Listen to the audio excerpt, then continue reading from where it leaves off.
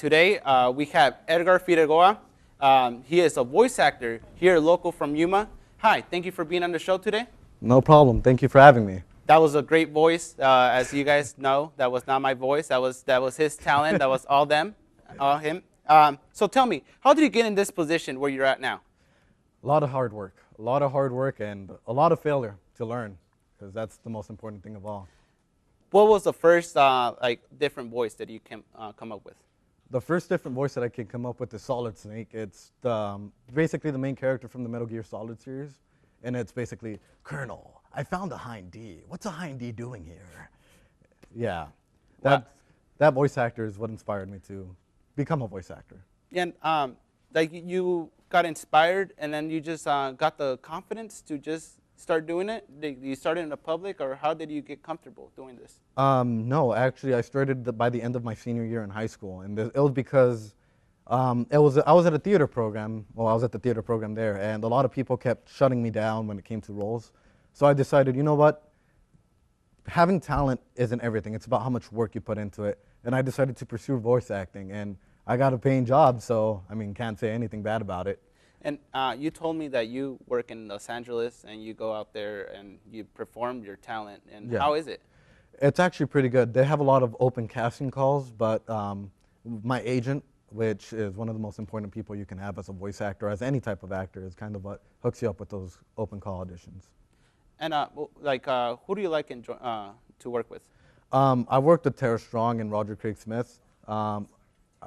Yes, I've worked with Tara Strong, and probably the greatest person I have ever worked with is probably Troy Baker. Wow.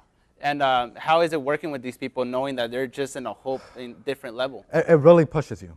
It really does. They're phenomenal people. They're awesome to work with, but it gives you that fear that you're not going to match up to their level, so you push yourself to try and get there. And are they friendly, like knowing that they have a huge ego once you talk to them? Or is it no. Different? A majority of the voice actors are very friendly. Tara Strong, for example, we went out for coffee. I even have her phone number. She's a phenomenal person, phenomenal actress. Roger Craig Smith is the same person too, and Troy Baker, well, he's just amazing. Wow, so you're just getting all this crazy experience over there in the big city. Yeah. And what is the hardest genre to work with? Hardest genre to work with? Ooh. It would probably be either a horror, like any type of horror anime or video games, or probably the extremely erotic scenes. That's all I got to say about that. And so you say that horror in video games, that you do all that stuff in video games. I know that that's just a huge business, just big bucks there. Yeah. And how is that working with like all these just nerds? It works pretty well. Probably like the biggest thing of all, well, this is what I got told by Roger Craig Smith, especially when he was teaching me a little bit. He told me that the movie genre is slowly going to transition to the video game genre, and that's what's going to be needed, new actors for that.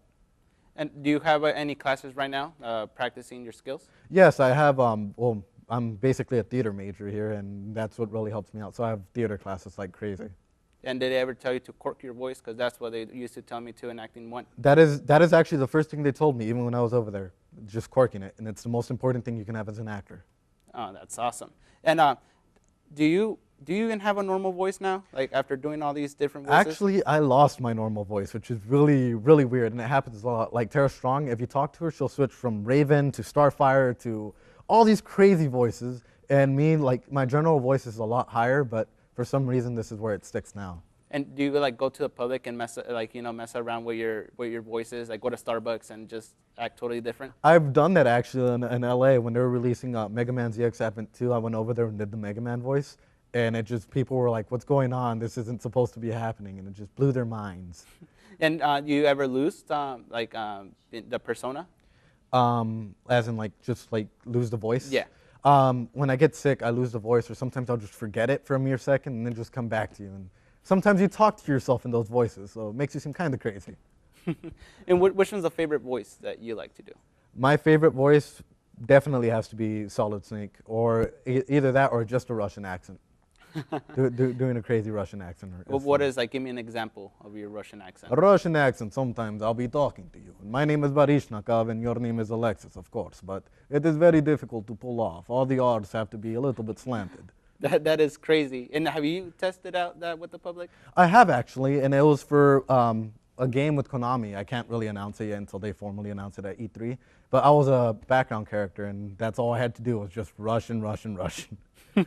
So you also told me that you had your own panel in San Diego Comic-Con. Tell me about that. I had a panel at the San Diego Comic-Con last year, and I had a panel at the Yuma Comic-Con this year.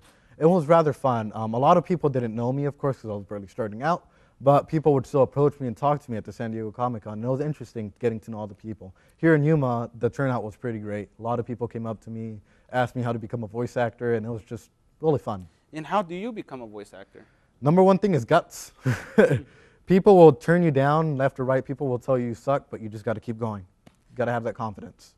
And have you like seen people that told you that you're not good? And do you talk to them now? Yes, I've actually had. I don't know if you know who Stephen Blum is. No. He's actually the guy that does the voice for Toonami. He's a great person, but when I first met him, he's like, you need to work. And afterwards, I actually was able to work with him. So can't say anything else about that. But it does motivate you, after all. Yes, it does. It's a great motivation. And when you are doing these scenes, is it hard just to keep on character, like not laughing on the jokes? Oh my God, that is probably the hardest thing I have to encounter, especially when you're doing group recordings and they're looking at you deadly serious and they just said one of the most hilarious lines ever. It's really hard to stay in character and not break. And do you have any inspirations? I do. His name is David Hayter, otherwise known as like the iconic voice for video games that brought forth all the new voice actors. Yeah, he inspired me, and ever since then, I just kept going. I know, like when I go around YouTube, just surfing the web, I came across this like bad lip syncing. I think that channel is just hilarious. Have you seen that channel? Yes, I've actually seen that channel, and I actually find that hilarious. I've actually done a couple episodes of Pokemon Abridged and Yu-Gi-Oh! Abridged from the official. Oh wow. Yeah, so that was fun to say. You don't do your own little projects like that? Like you see something funny, you're like, I'm gonna dub that. No, I don't do that currently because I rarely have time, especially with theater productions and voice acting. I rarely have time to do almost anything else besides that. Is theater production different than voice acting? It is and it isn't, because they correlate so well with one another that my voice acting skills really go into the theater, and my theater skills really come out and help my voice acting. And so it's just a win-win situation. Yeah, it's a win-win situation with that. Do you have any actors that you would like to work with? Any actors that I would like to work with? I would like to work with Troy Baker again. He was phenomenal to work with. Roger Craig Smith, or I forgot his name. I'll remember it later. But yeah, anything. I'll work with Tara Strong again. She's just funny and hilarious, and overall a great person. And these are just all very, like notable people? Yeah, they're very notable people, especially when it comes to anime, TV shows, video games. They're out there a lot. And have you done any because you do anime and you do games? Have you done any like big motion pictures, or maybe with DreamWorks or? No, not at the moment. I am currently looking for an audition to actually go and send in all my portfolio and just everything and try and get. So you do plan going to like those big scale projects? Yes, I do. And do you have any projects right now in the works? Right now, probably the biggest thing, since they kept pushing back the Mega Man game, is Mega Man ZX Advent 2, which is coming out this May, I believe. Yeah. And do you like buy all the games, knowing that my voice is in there, I have to buy them? Actually, I'm very shy about my voice. As crazy as it might seem, and as like obnoxious as it might be, I'm a little cautious about that. So I tend not to hear my voice until later. And do you like tell your friends like buy this game because my voice is in there? Oh no, I let them figure it out. I'm not that type of person. I just wait for them to be like, hey, why didn't you tell us that you were in this video game? Yeah. And can they recognize your voice? Usually they can or they can't, depending, because as you can tell right now, I have a lisp. But if I cork it before, my lisp goes away, and sometimes my voice becomes totally unrecognizable. Is it rewarding when they can't recognize your voice? It is rewarding. It definitely is. I want to ask you. I'm a big fan of Seth MacFarlane. Family Guy. His great TV shows, and he is just a great voice actor. And what do you think about him going to the big picture now? I think that it's a great transition, especially for any voice actor that wants to do it, because we take a lot of training. We take foil acting, which is basically how to make every sound you hear in video games, motion capture. We take every single thing that you do in theater, so to transition into film isn't that difficult. So I really do applaud that. And what is motion capture exactly? Motion capture is, especially for, let's say, a fighting game, or especially if we're going to go with a realistic fighting game, they'll put motion suits on you with a bunch of little bulbs around you. Oh, that's cool. It seems ridiculous, but it really does capture every single move you do. And you do that? I did that. I did facial capture and motion capture for the Mega Man game, just because there was some small little scenes. So, you know, I always thought that in video games they just did the mouth was just doing this. So, like, do you actually put the suit on and then you talk and you do all your recordings? For like the facial part, they put little dots on your face, and it's very weird. The first time I actually got to do it, they were like, all right, don't move your lips. They're like, all right, stop making a monkey face. And I was like, God, I'm not doing anything. This is my regular voice. Yeah, this is my regular face. But yeah, it's a bunch of dots all over your face, and it's pretty fun. And you record at the same time as your... Yeah, you basically you record the lines. Well, you say the lines so it can match up, and where your face moves, the character's face moves. So that's cool. Fun. So have you ever done like a little funny face like, hey? Oh, I've done a bunch of crazy faces. Like, I'll literally move my mouth halfway apart and just be like, the whole time. And it's just to get the demographics of the facial. And do you like have any like challenging roles you have encountered? It's shocking to say this, but the first challenging role I had to encounter was probably doing Batman and Batman: The Dark Knight Adventures. And it was just because it's hard to stay at a gruff flow. And after a while, it messes up your chords if you can't maintain it like healthily. So it really does mess up your voice. You just showed me an example of the Batman voice. Can you give the audience an example of how you do it? Whew. After doing that intro? Sure. Spotlight. What do you want me to say? What line? Anything. A famous line from the video game. It's not really a video game. It's an actual anime that's coming out in Cartoon Network. Oh, cool. So any line that stands out from there? Simple. Every Batman has this. I am the night. I am the vengeance. I am Batman. It's a simple thing, but when you actually get to a recording studio, the more that I could do it. Sorry, my vocal cords are actually hurting a little bit. For me, it sounds great.